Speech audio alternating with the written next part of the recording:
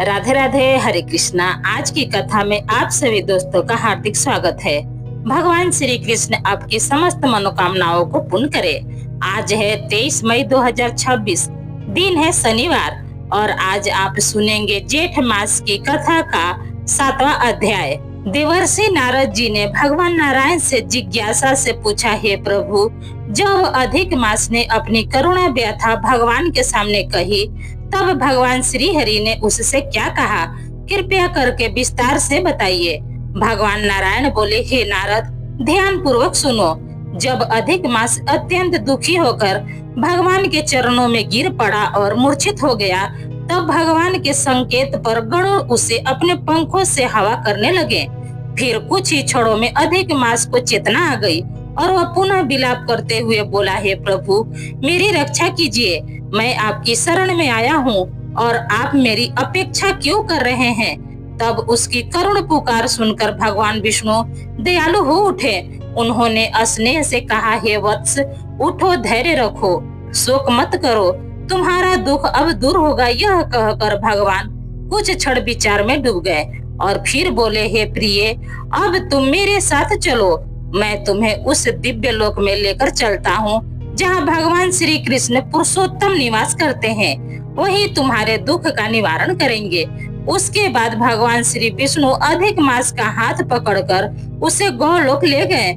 यह गौलोक अत्यंत दिव्य और अलौकिक स्थान है, जहाँ केवल प्रकाश ही प्रकाश है।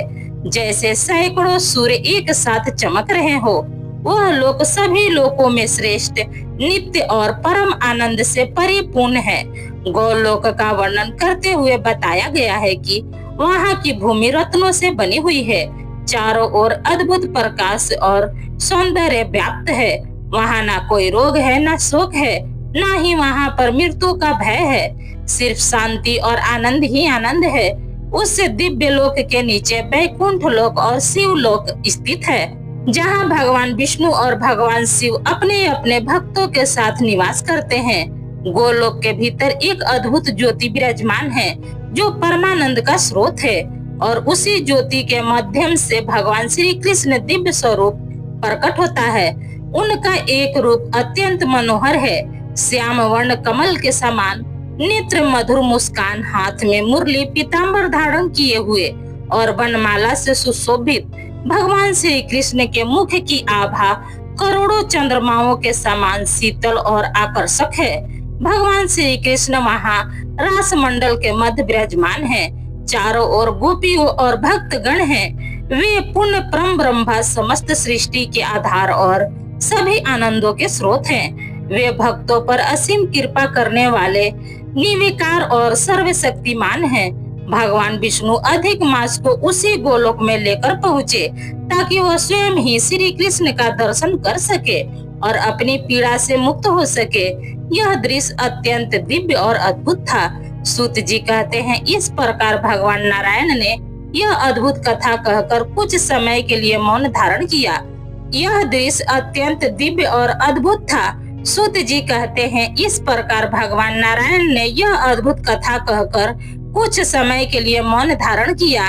इतना सुनकर नारद मुनि अत्यंत उत्सुक हो उठे और आगे की कथा को जानने के लिए पुनः प्रश्न करने लगे।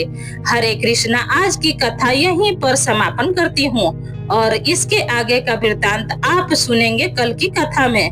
महाराष्ट्र में गंगा खेड़ नामक एक गांव है।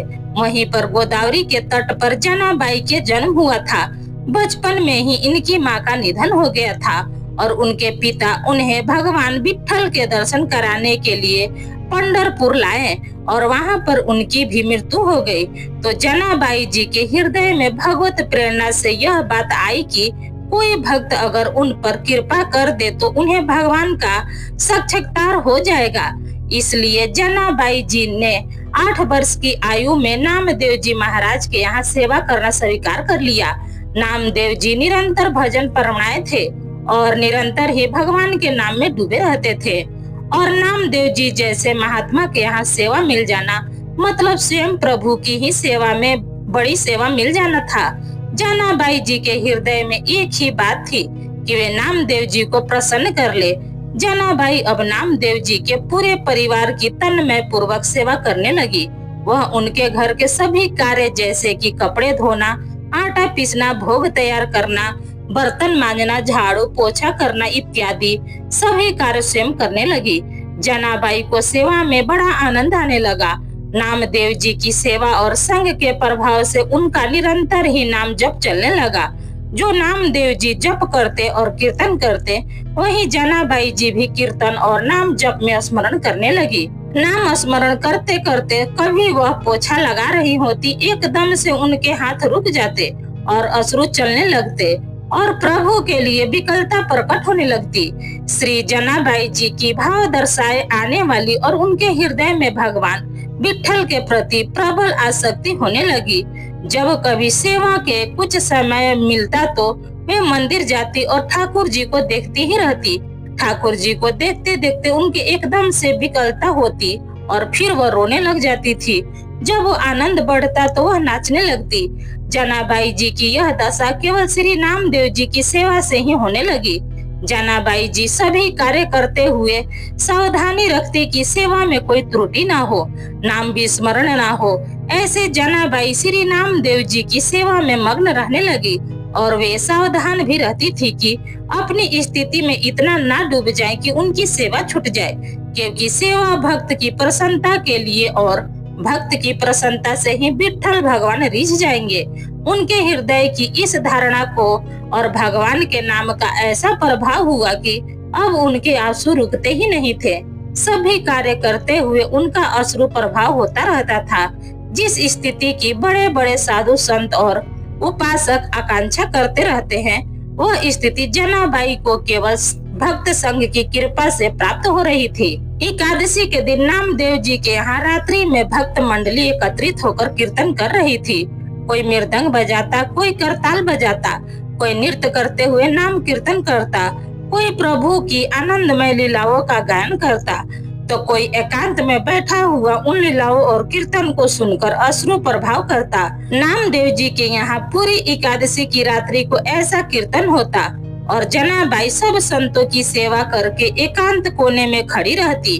वहाँ नामदेव जी और बड़े बड़े भक्तों की दशाएं देखती तो उनके हृदय में भी विकलता और बढ़ जाती। संकीर्तन के आनंद सागर में वे पूरी रात डूबी रहती थी। उनको यह भी पता नहीं चलता था कि रात्रि कब व्यतीत हो गई। यही है महाप्रेम का स्वरूप। प्रातः काल होते ही भक्त मंडली चली जाती और जनाबाई भगवत प्रेम की मद कथा में बावरी हुई ठाकुर जी की प्रसन्नता के लिए श्री नामदेव जी की सेवा में मग्न रहने लगती। एक दिन एकादशी की रात्रि में जनाबाई भाव में ऐसी डूबी हुई थी कि सुबह हो गई और उनकी सेवा बाकी रह गई।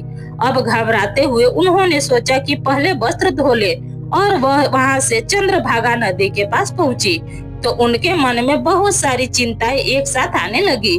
वह सोच रही थी कि अभी तक तो बर्तन धोने हैं और ठाकुर जी की सेवा के लिए पानी भी भरने जाना है। आज तो बहुत देर हो गई, कैसे मैं सब काम कर पाऊंगी। अभी वह यह बात सोच ही रही थी, तभी एक उनके पास एक वृद्धा आई और कहा कि जनाबाई तू चिंता क्यों कर रही है, तू जाकर बाकी काम कर ले और मैं तेरे सारे कपड़े धो देती हूँ। जनाबाई ने कहा, आप मेरा काम क्यों करेंगी? वृद्धा ने कहा, मैं सच्ची सफाई और धुलाई करना जानती हूँ। जो कपड़े मैं एक बार धोती हूँ वो दोबारा गंदे नहीं होते। जनाबाई समझ नहीं पाई। बुढ़िया ने प्रेम से कहा कि तू चिंता मत कर, तू मेरे जैसे कपड़े साफ नहीं कर सकती। जनाबाई ने कहा कि अब मुझे तत्काल ही नामदेव जी के घर जाना होगा क्योंकि मैंने बर्तन नहीं धोए। वो यह कहकर और कपड़े वही नदी के किनारे छोड़कर चली गई।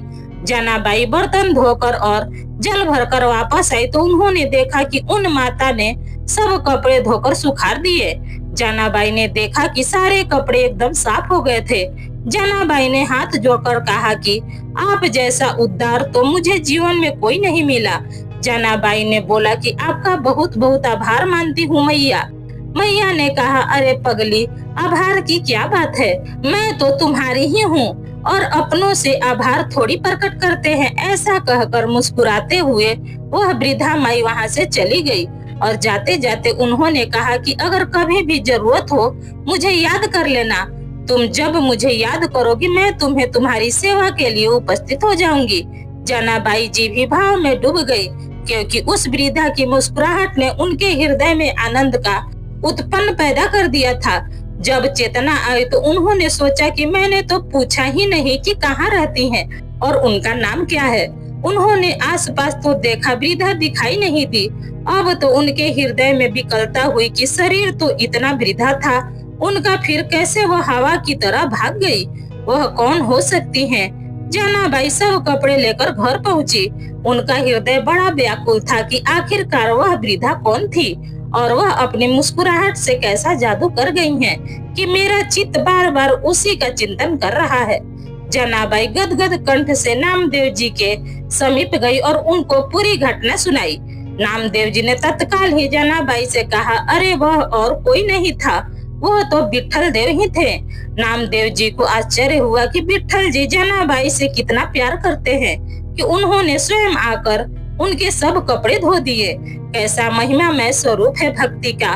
श्री नामदेव जी ने कहा, जनाबाई तेरे तो अहो भाग्य है कि तेरे ऊपर ठाकुर जी की कृपा हुई। तू समझ नहीं पाई। अब तो जनाबाई के हृदय में और प्रखट कोप बढ़ गया कि प्रभु आए भी तो ऐसे छलिए रूप लेकर आए।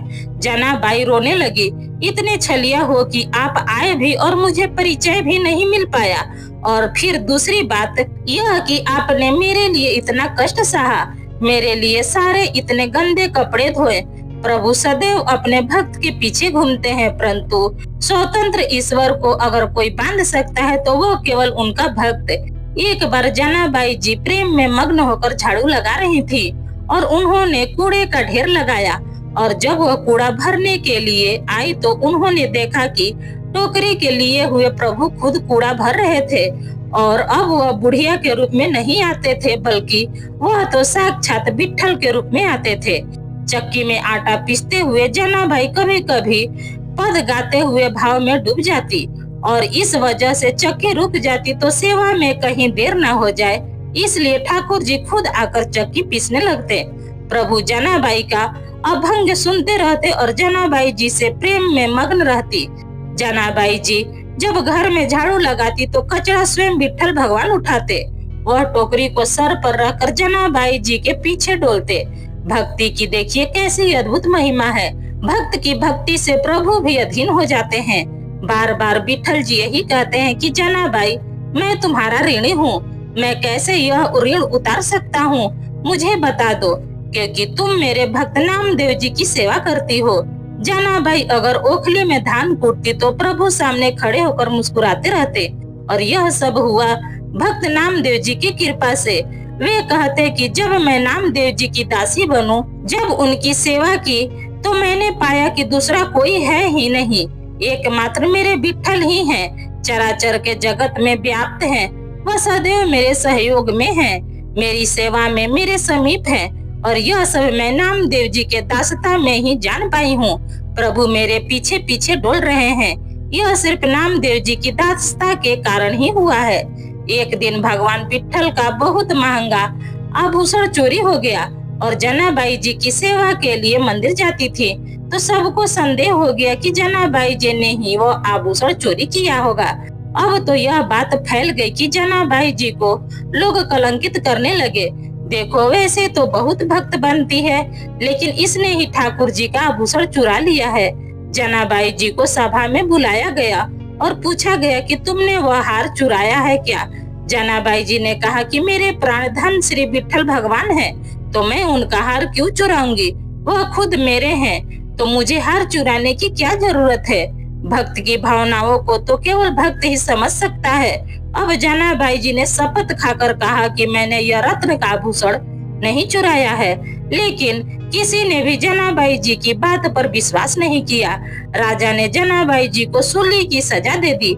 सूली पर चढ़ाने के लिए जनाबाई जी को हाथ बांधकर चंद्रभागा नदी के तट पर ले जाया गया। जनाबाई जी के हृदय में आया कि बहुत बढ़िया, जैसे विट्ठल की इच्छा वह सब विट्ठल विट्ठल जपने लगे। जैसे जैसे विट्ठल बोलती वैसे वैसे सूली पिघलती जाती। ऐसा होते होते पूरी सूली पिघल गई। अब तो सभी आश्चर्यचकित हो गए। राज सैनिकों ने जनाबाई को प्रणाम किया और उनसे क्षमा मांगी। यह लीला दो प्रभाव दिखाने के लिए हुई। पहली तो जनाबाई जी को कोई भय नहीं था। क्योंकि वह सोच रही थी कि सूली की सजा मेरे प्रीतम का विधान है और मेरे प्रीतम के मिलन के लिए अब यह शरीर छूटने वाला है, तो कोई भय नहीं। और दूसरी बात यह है कि भक्त कितना भी महिमा से युक्त होता है, इससे प्रभु दिखते हैं कि उनके भक्त को प्रकृति का कोई भी प्रहार विचलित नहीं कर सकता, नष्ट नहीं कर सकता। एक बार कबीर दास जी महाराज श्री नामदेव जी के दर्शन के लिए जा रहे थे। उन्होंने देखा कि कुछ शोरगुल हो रहा है, तो किसी से पूछा कि यह क्या हो रहा है। उन्होंने बताया कि जनाबाई जी किसी स्त्री से लड़ रही हैं। अब कबीर दास ने पूछा कि जनाबाई कौन है, तो उन्होंने बताया कि वह नामदेव जी की सेवा में रहती हैं। वे जब नजदीक गए तो पता लगा कि लड़ाई तो गोबर के कंडों के लिए हो रही थी। अब उनके मन में विचार आया कि एक भक्त भला कंडों के लिए कैसे लड़ सकता है, तो वह ऐसे ही आनंद में मग्न होकर उनका झगड़ा सुनने लगे। वह दूसरी स्त्री कह रही थी कि कंडा मेरा है, और जनाबाई ने कहा नहीं मेरा कंडा है। अब बस स्त्री ने जनाबाई से पूछा कि तेरे कंडे की पहचान क्या है, तो जनाबाई जी ने बोला कि कान में लगाकर सुनो, मेरा कंडा बोल रहा है विठल विठल। यह आश्चर्य की बात है, जड़ वस्तु से नाम गूंजने लगा।